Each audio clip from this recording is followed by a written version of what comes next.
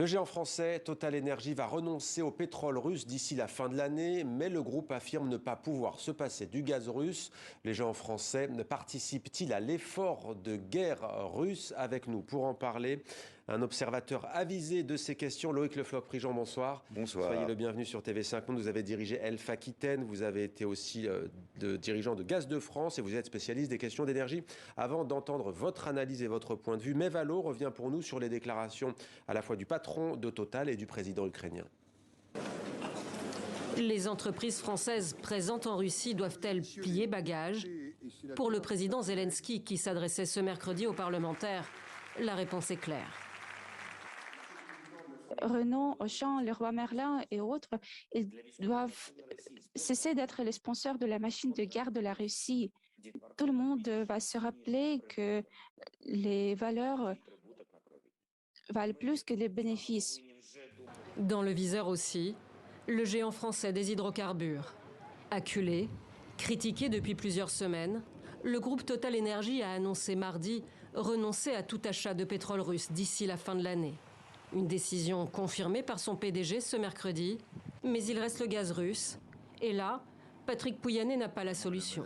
On a expliqué, et tout le monde partage le point de vue, si nous arrêtons le gaz russe, nous savons que à l'hiver 2023, nous avons un problème. En janvier 2023, il faut être clair, rationner l'utilisation du gaz, pas pour les particuliers, mais sans aucun doute pour les industriels en Europe. Il y a un prix, cette guerre, il faut être clair.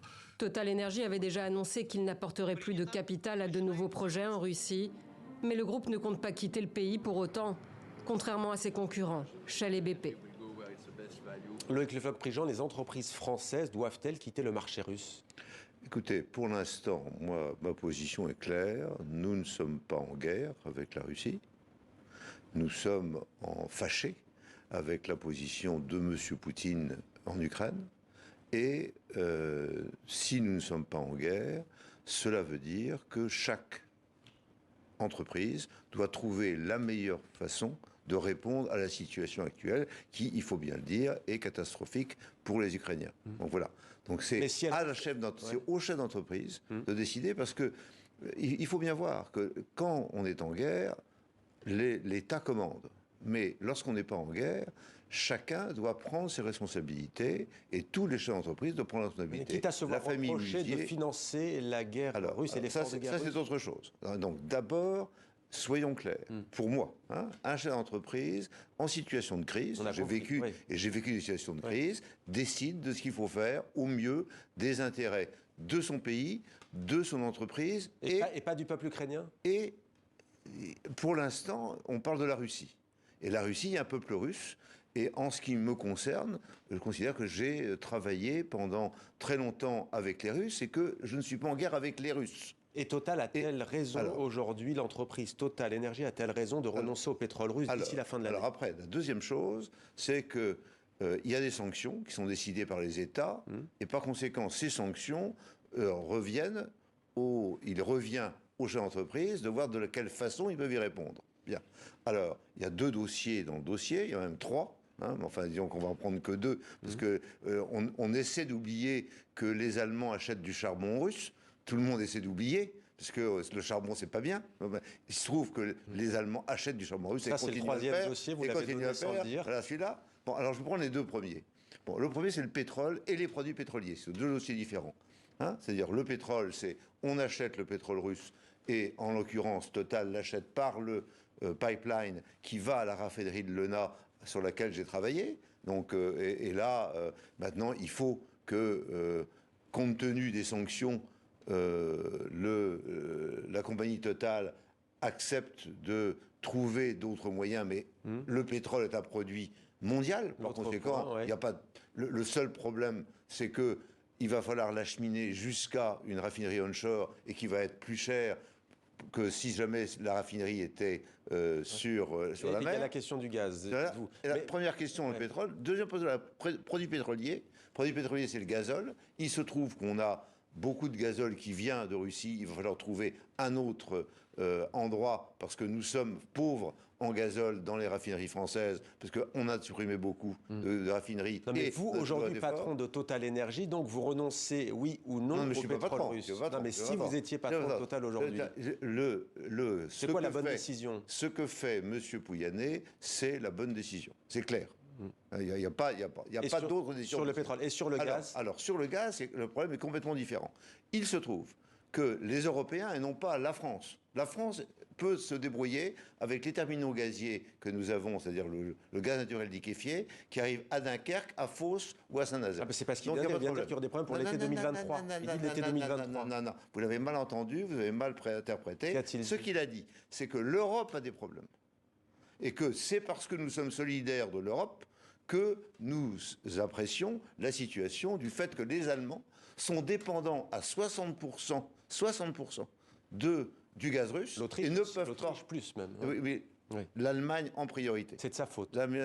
Et c'est qu'ils ont tout fait pour y arriver. Qu'ils ont voulu ça depuis 20 ans, qu'ils ont fait le Nord Stream 1 à travers la Baltique pour empêcher les gazoducs d'aller à travers la Pologne ou à travers l'Ukraine, et on n'en serait pas là, parce qu'il n'y a pas de problème à cet égard.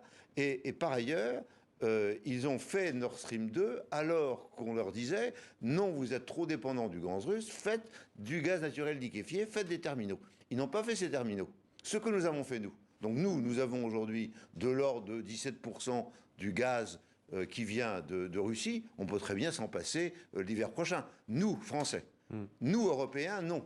Et donc, ce qui est vrai, vous aujourd'hui, du coup, il n'y a pas d'alternative, et c'est ce que dit M. Pouyanné à juste titre. Vladimir Poutine, lui, en tous les cas, réplique aujourd'hui, et c'est pas un hasard. Il dit désormais, si vous voulez acheter notre pétrole et notre gaz, il va falloir payer non plus en euros, non plus en dollars, mais en roubles. Qu'est-ce que cela veut dire? Ça veut dire qu'il est en train d'essayer de se fâcher du système bancaire général qui l'embête avec la banque centrale. Et lui, il dit, moi j'ai des réserves, et par conséquent, le rouble est fort, contrairement à ce que vous dites. Mais quelles conséquences de cela? Parce que du coup, là, l'Allemagne vient de réagir en disant, pour nous, on considère que c'est une rupture de contrat pour encore l'Allemagne. Il va falloir qu'il négocie, donc c'est tout. Parce que l'Allemagne ne peut pas, encore une fois, je crois que je répète, compte tenu de ce qu'ils ont fait, c'est-à-dire qu'ils ont fait des éoliennes partout, l'éolien est compatible avec le gaz uniquement. C'est-à-dire que lorsqu'il n'y a plus de vent, il faut le gaz. Donc leur électricité est uniquement possible si jamais ils ont du gaz. Ou du charbon, mais alors ils sont en train d'essayer de remettre les centrales à charbon en circulation. Mais ils n'ont pas de gaz naturel liquéfié. Donc il faudrait que nous leur apportions du gaz. Et nous ne sommes pas en état de pouvoir le faire parce que nous avons ce qu'il faut. Mais nous, les Français, n'ont pas de problème à cet égard. C'est les Allemands qui ont un problème et les Allemands n'ont pas d'alternative. Et donc, si jamais ils ne sont pas contents, ils iront négocier avec M. Poutine la façon de payer leur gaz. Mais ce n'est pas un problème français, c'est un problème allemand. Alors, alternativement, ou ça peut être également autrichien, comme vous le soulignez. Il y a un sommet européen, vous savez qu'ils essaient de parler d'une seule voix. Pour vous, c'est pas possible? En l'occurrence, nous avons une politique énergétique exactement orthogonale avec l'Allemagne, ceci depuis 20 ans, et ça transparaît au moment d'une crise comme celle-là. Mais les Allemands n'ont pas joué le jeu de l'Europe en la matière. Le jeu de l'Europe, c'était pas... Lorsqu'on veut avoir une politique énergétique valable, il faut être abondant, bon marché, diversifié. Ils n'ont été ni abondants, ni bon marché, ni diversifiés. Ni diversifiés. L'Algérie, le Qatar, contrairement à la France, on a compris votre point de vue. L'Algérie, le Qatar, la Norvège, cite quelques pays. Peuvent-ils être une alternative crédible et remplacer la Russie? Le temps qu'ils fassent des terminaux de gaz naturel liquéfié, comme je leur ai dit depuis des années, qui n'ont pas fait. Donc ils en ont un en construction aujourd'hui. Tant qu'il n'y a pas de terminal, dans le nord de l'Allemagne, tant qu'ils n'ont pas de terminal, ils ne peuvent pas recueillir le gaz naturel liquéfié, ce que nous pouvons avoir, nous. Alors après, il faut que nos gazoducs aient beaucoup plus de capacité aujourd'hui pour aller jusqu'en Allemagne, ce qui n'était pas vraiment la façon d'imaginer la carte du gaz. La carte du gaz était imaginée autrement. Mais bon, mais nous... Encore une fois, nous n'avons pas de problème. Et vous avez bien écouté... Pas de problème, plus de $120 le baril aujourd'hui. Est-ce qu'on assiste à un choc pétrolier comparable à 1973? Ce n'est pas un choc pétrolier, c'est un choc de spéculation. Lorsqu'il y a eu le choc pétrolier, et j'ai vécu le choc pétrolier, c'était un choc de pénurie. Là, il n'y a pas pénurie. Il y a des stocks, il y a des réserves. Il y en a. Bon, alors simplement, il faut enlever la pétrolier qui est à tel endroit, le mettre à un autre, etc. Et chacun se dit, ah, il y a un problème. La Russie, c'est 3% du pétrole mondial. Donc à 3%, on n'a pas de pénurie. C'est pas vrai. Bon, par contre, on a une déstabilisation, et dans cette déstabilisation, il y a, comme vous le savez, des spéculations, et ces spéculations sont naturelles lorsqu'on est dans ces économies de marché. Quand on est économie dirigée, on peut ne pas en avoir. Quand on est économie de marché, et c'est la situation actuelle. Merci beaucoup Loïc Le Floch-Prigent d'avoir répondu à nos questions. Je rappelle que vous avez dirigé Elf Aquitaine et Gaz de France. Merci d'avoir livré votre analyse de cette crise, de cette guerre et de cette crise énergétique. Pour vous d'ailleurs, c'est une guerre économique? Oui, non? Juste? Non, je ne prends pas le mot guerre. Il paraît qu'en Russie, on n'a plus le droit de mettre le mot guerre. Donc c'est une situation extrêmement difficile parce qu'il a attaqué l'Ukraine et que sur le sol européen, considérer qu'il va y avoir une guerre et qu'il y a une guerre actuellement, c'est insupportable. Ouais. Mais le peuple russe n'est pas en guerre avec le peuple français. Voilà. Là, c'est ça qui est clair. Et il faut que maintenant on se mette ça dans la tête, pas plus que. Alors, est-ce que les deux peuples ukrainiens et russes sont en guerre l'un contre l'autre? Peut-être, mais en tous les cas, le peuple russe n'est pas en guerre contre le peuple français. Merci beaucoup Loïc Le Floch-Prigent d'avoir répondu à nos questions.